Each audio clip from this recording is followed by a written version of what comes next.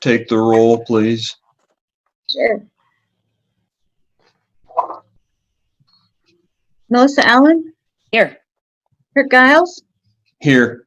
Roxanne Harrington, Tom Reed, Matt Schooley, Here.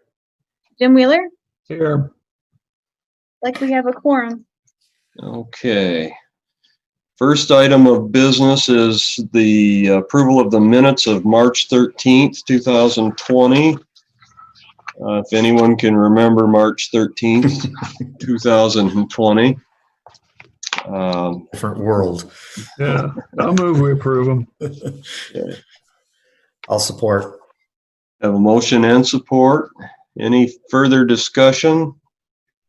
Hearing none, all in favor indicate by saying aye. Aye. Aye. Aye. Aye. Thank you. Is that acceptable, Sarah, to just take votes that way with using Zoom? As long as I can see everyone answer, Okay. I think we're okay. It 'Cause should I'll- technically be a roll call vote. Oh, okay. If that one was all right, I'll just consider it a warning and go forward with ask for a roll call vote on any others. Thank you. Okay. And so it looks like next item of business would be item 6A, consider approval of a proposal from Nelson Tank Engineering and Consulting on the professional services portion of the final clarifier repaint project. And we do have Bill here, probably knows all or most of the details of that if there are any questions about the project. It seemed reasonable, but there's also some repairs that are listed out are, what, 21 years ago was the last paint project, I think it mentioned down there. Yeah. Yeah, it was last painted in '99, I believe. We had it inspected last winter, if you remember. Nelson did the inspection, and they recommended it be painted, which we kind of knew already. Right. And all that steel sits underwater 24/7, 21 years. It's been a pretty good run. It's time to recoat it. Through that inspection. Go ahead. There's some minor pitting that we're going to repair. There's some pipe supports that we're going to replace, and anything else that we find when we get in there, we'll take care of it then. But most of that was already projected in their quote, right, Bill? Yes, everything should be covered already. We shouldn't, I mean, it's been a year since it was inspected. Obviously, there could be things that happened in the year, but we're not anticipating that. Okay. So, yeah, to be clear, this proposal is for the engineering services for the rehab work. So they would be, I was ahead. based on the inspection, be establishing the scope and preparing bid specifications and doing the inspections and documentation while the work is going on. That pretty well cover it, Bill? Yes, that's correct. Okay. We're probably looking to paint that February, March-ish. So we want to get the bid specs written here fairly soon, get that out to bid this fall for a winter project. And that's why I want to get it going now. So we've all worked with Keith Nelson and that group for many, many years. They specialize in tanks and that sort of thing. So I would think we're in pretty good hands having them look after the project. You're looking for a motion to approve it, Kurt?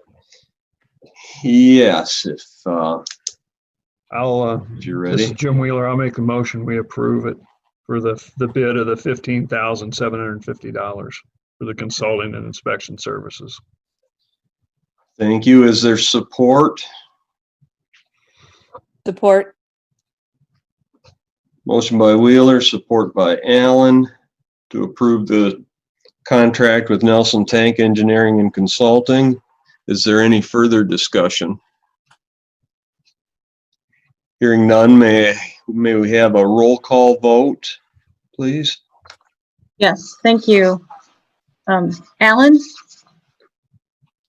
Melissa? Yes. Thank Yes. you. Kurt? Yes. Roxanne? And Tom? Matt? Yes. And Jim? Yes. Thank you. Okay, motion carries. We're next up to a proposal from Fleece and Vandenbrink for a wellhead protection area delineation or wellhead protection program work. That I should also mention we are in hopes of getting a grant from the Michigan Department of Great Lakes or Environment, Great Lakes and Energy now.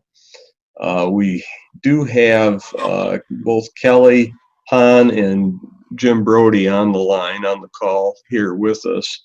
If there are any questions about the program in general or the proposal that are included in the packet. So I'd open that up for any questions, or if Kelly, you have an overview, whichever is appropriate. I can tell you, I would appreciate an overview. Reading a lot of this is just things I've never really had to experience. So if you could give me an overview, I'd appreciate that. Sure, absolutely. So as Kurt mentioned, I'm Kelly Hahn. I'm with Fleece and Vandenbrink, and I've spent the majority of my career on source water protection. I worked for Eagle, and I administered this grant that we've just recently applied for, the Michigan Wellhead Protection Grant Program. And it's a 50-50 grant. And so the source water protection program essentially works to help protect the public water supply system. So the first step in the process is identifying the area that contributes to the wells. And so Jim is also on the line, and he can offer far more if folks have questions about the hydrogeologic study portion of this and how that's identified and such. But essentially we determine what we call a wellhead protection area. You'll also hear it referred to as a 10-year time of travel or a delineation. And essentially it means at the edge of the area, it would take 10 years for contamination to reach the authorities' wells. And so once that area is determined, which is the purpose of the study this year, then the next step is to complete what we call a wellhead protection program plan. And there's several elements within the plan. So the delineation is a wonderful study that goes over the local geology. It goes over how fast the groundwater is flowing and what direction it's flowing. And so it identifies a lot of hydrogeologic characteristics. And I know Jim may want to add to that. But I'll just briefly say that after that study is completed, which a lot of communities throughout Michigan have completed those, and they've been approved. Basically, once the study is done, it's submitted to the state, and it's approved by the state, and then you work to complete the wellhead protection program plan. So the program consists of several different elements. When you reach that point, it's pretty much definitely a 2-year process, because the delineation takes about a year to put together through the sampling and all that stuff, and then meeting with folks. And then the next step would be the wellhead protection program plan. And that would take a look at that wellhead protection area. And in addition to that, we would identify potential and existing sources of contamination within the area. We would look at planning and zoning and things like ordinances for groundwater protection, site plan review standards, environmental permits checklists, and other planning items, stormwater management and agricultural management. And we'd also take a look at planning for new wells and emergency response in the event that there were a spill, the protocol that would be taken, and then finally public education and outreach and finding ways to market the water that you serve every day. And so just to be clear, this year would be, and I've talked with Kurt and David about this already, but this year would be the completion of that delineation study, that hydrogeo study, which is a significant portion of the program cost-wise. It costs far more than putting together the wellhead protection program plan and then implementing the plan. So Jim, I don't know if you'd like to add to the delineation study in more detail. Yeah, just a little, Kelly. There's been work with your program in the past. Well, I should say both historically, Alma and St. Louis have been pretty active in wellhead protection and including the delineation of wells. Historically, the delineation of wellhead protection areas in both communities. With the Gratiot Authority, that information, that delineation hasn't been updated, and you have some changes that have gone on, obviously, with your system over time since that work was completed in the past. So you have a fairly complex geological setting, and it was we modeled that before using a program called ModFlow, and that was developed, and that we would build on that model to accomplish these delineations. But that requires the input of a lot of information, aquifer testing information. I know there's been aquifer tests that have been conducted on your new wells, and water level information. So all that gets put into a model, and you simulate where the water's coming from. And it's a pretty technical process, and it's a little tricky for your area, just based on what you know about the geology. Eagle has been interesting to work with more recently in terms of delineations, and we've got a new sort of a change of guard that's happened at Eagle, and we have a new group that's reviewing these. So we're kind of bringing them up to speed on this type of work and how we've historically done these delineations and so forth. It's been a little bit more of a challenge in recent with the recent folks at Eagle to get these delineations through, but we feel comfortable that we can definitely do that. So, but it's there's a lot of new information that you have about your groundwater system with the new wells and so forth. It just hasn't been reflected in the work you've done in the past, with a lot of changes that need to be brought up to speed. And as Kelly said, the delineation serves as really the framework that the rest of your groundwater protection activities follow. You need to know where the groundwater is coming from in order to protect those areas that where the water is coming from. So it's the first step in a process of a wellhead protection program. The one thing I might have mentioned introducing this topic was both Alma and St. Louis completed wellhead protection programs, or developed them, I should say, and we did that work with Jim heading it up. Jim was not with Fleece and Vandenbrink at the time. He came from Fishbeck, so we've known Jim a very long time also, and worked with him on a number of things. So I'm happy to have this his involvement and Kelly's in this potential project.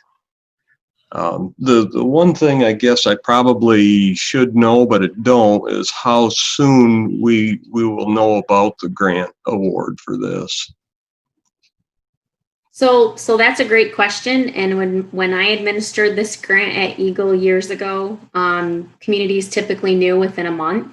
They have had new staffing and changes, and so last year it was far later. We were looking at after October 1, which is the start of the grant, and so we found out mid-October. but their hope is that we will find out by this month or by early September.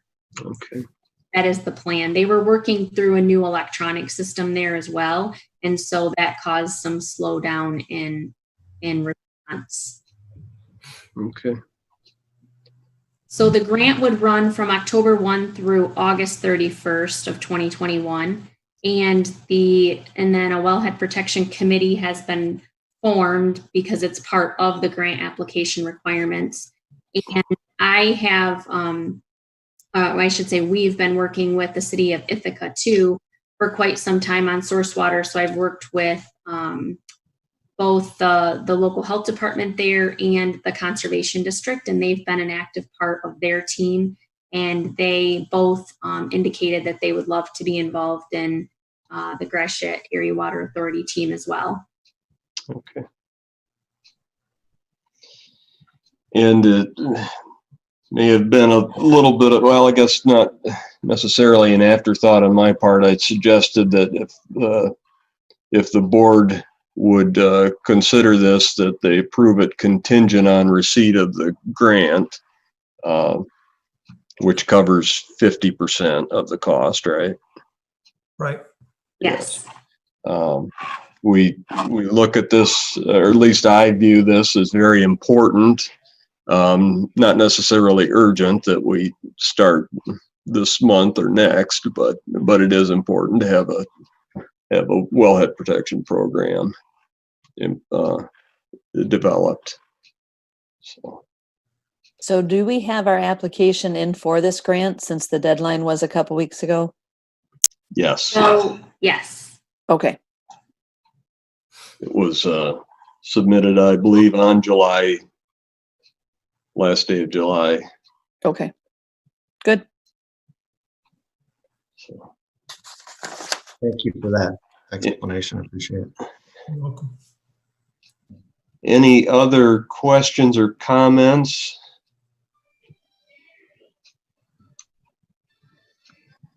If not, I would entertain a motion to approve the services agreement with F&V for this project.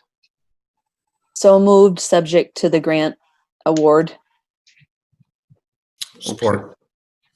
We have a motion by Allen and support by Schooley. Any further comments? Hearing none, may we have a roll call vote, please?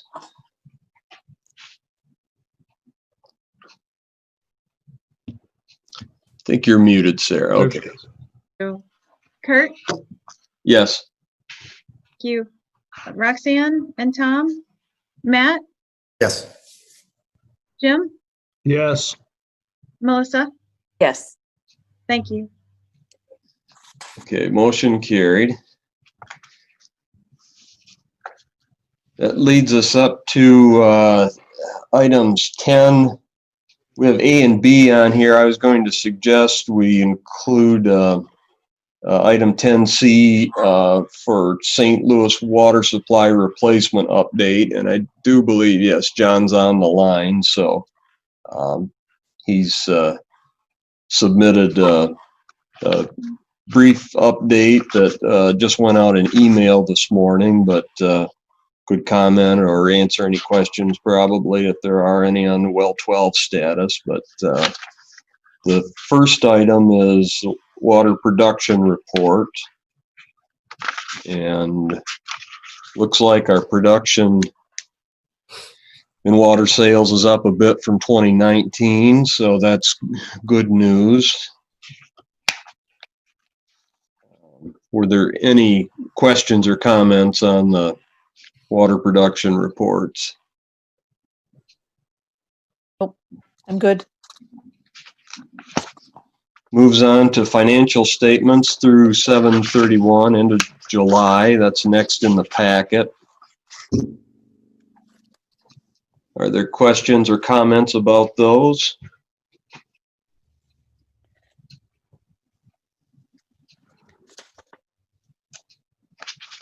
Yeah, we haven't spent a whole lot of money yet.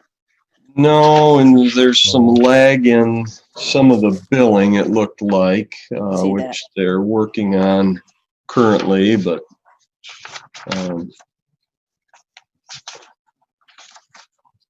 that would, any other comments or questions on the financials? That would bring us up to St. Louis water supply replacement update. There was, and I know John is on, just a couple items that mentioned. Go ahead, John. I see you're unmuted if you want to say a couple words about that.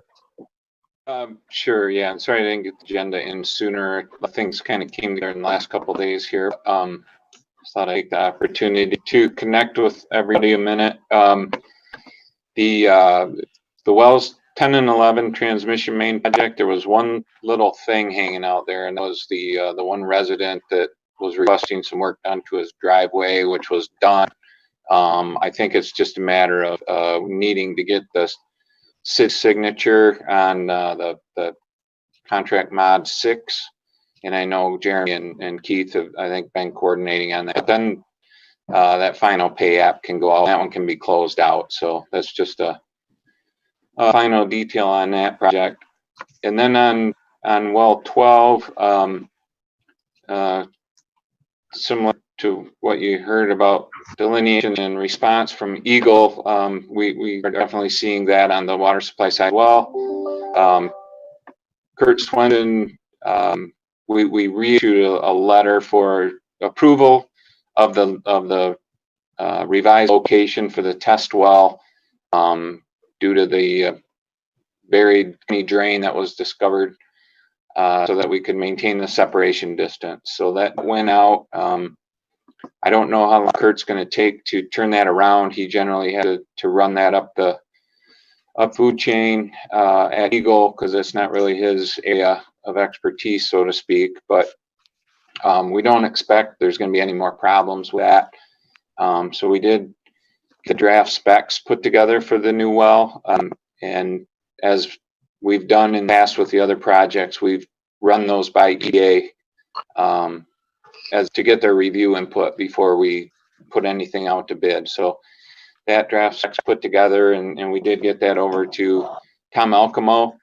There are a couple things that may have changed since the last project was bid rather, and that is that some of the Buy America and American Iron and Steel, some of the legislation that was required by the funding, that may have changed. I'm hoping to get some direction from Tom on that relative to what we have to specify for the contractors to follow relative to use of domestic iron steel. So that's one detail that's hanging out there. I hope Tom can answer that fairly quickly, if at all. I guess I don't think the law that was in place before necessarily is in place now, so that we need to just simply update that. And then so we've asked that question of him, and otherwise I guess I would expect us to be able to go for bid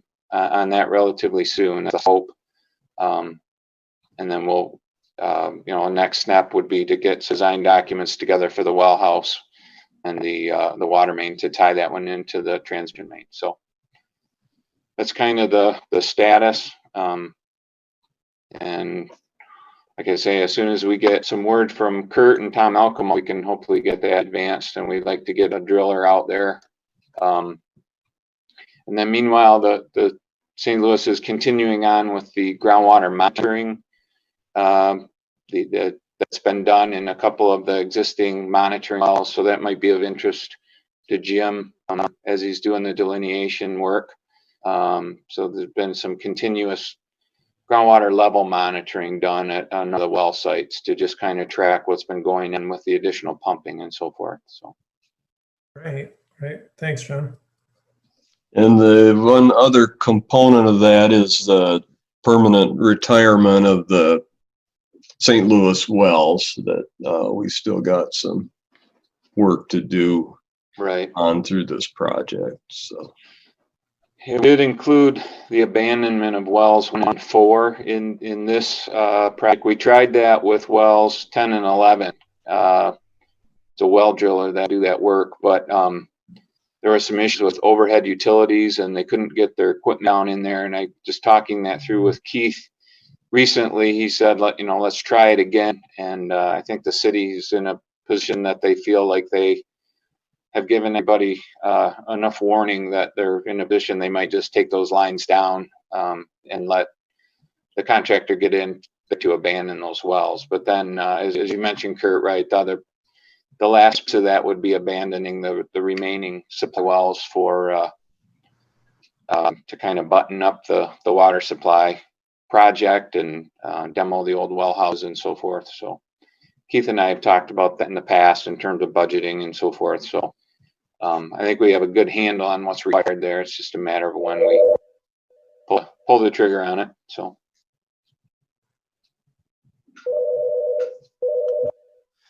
Sorry about my technology here. That'll quit ringing one more time, I think.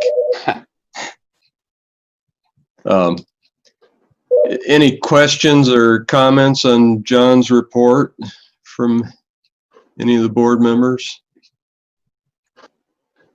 It's always good to have you part of our meetings, John. Thank you. It's been a while. It's good to see everybody. Although I wish we could do it in person, but. It's better than this. True. That's very true.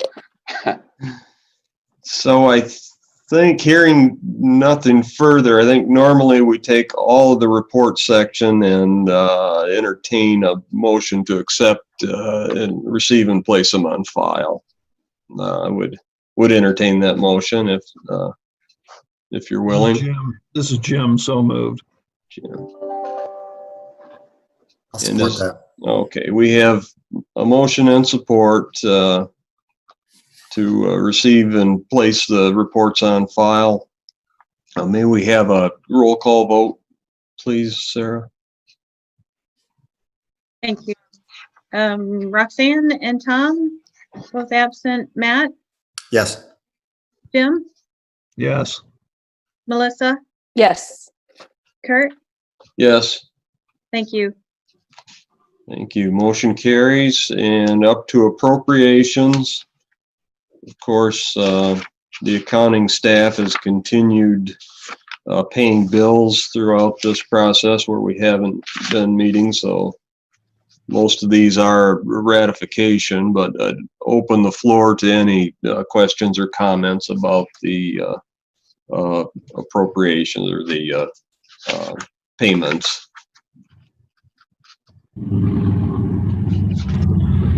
Looks like they're going back to March 2nd.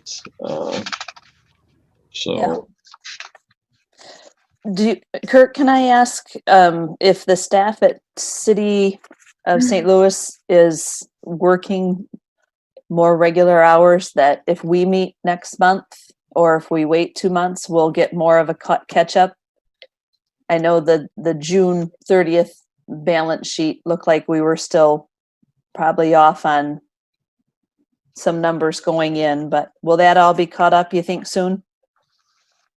As far as the staff here, they're working regular hours other than, catching up a little bit on vacations. And Melissa, ours have been, by the 24th, everybody will be back, but ours have been back now for 2 weeks, I believe, on normal rotation. So I'm not going to put this on the St. Louis staff for getting there. And there's a big red box that we need to get the other things over there. And I know there's meetings scheduled to get that done. Okay, cool.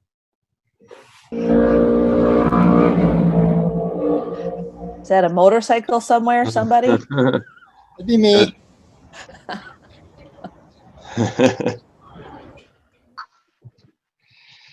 Well, any further questions or comments on the? You want a motion to pay the bills? Okay, we have a motion. Okay. Yep. Moved by Melissa. Or by Jim. Wheeler supports. Any further discussion? Hearing none, could we have a roll call vote, please, Sarah? Yes, thank you. Tom Reed, Matt Yes. Sully, Jim, Yes. Melissa, Yes. Kurt, Yes. and Roxanne. That's it. Thank you. Motion carries. Is there any public comment?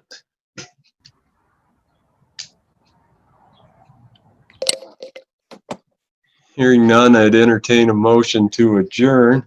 So move, Jim. I'll support that. Okay. For motion and support, I'll just declare the meeting adjourned. Thank you all.